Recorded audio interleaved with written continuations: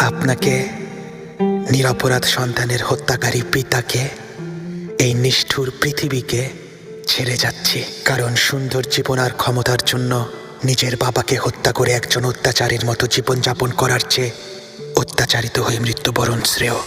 আমার নাম ইতিহাসে আপনার মতো এভাবে স্বর্ণাক্ষরে লেখা থাকবে না। কেউ আমার বিজয় গাথা লিখবে না। পৃথিবীর শাসনকর্তা হিসেবে সিংহাসনে বসা হবে না, বরং আমার নাম লেখা থাকবে একজন বিশ্বাসঘাতক আর বিদ্রোহী শাহজাদা হিসেবে। এভাবেই লিখতে দিন যে আমি আল্লাহর অপছন্দের বান্দা ছিলাম। কিন্তু এমন একদিন আসবে যেদিন সত্যটা প্রকাশ হয়ে যাবে। অনেক বছর পরে, হয়তো 100 বছর পরে, মানুষজন আমার শোকগাথা লিখবে।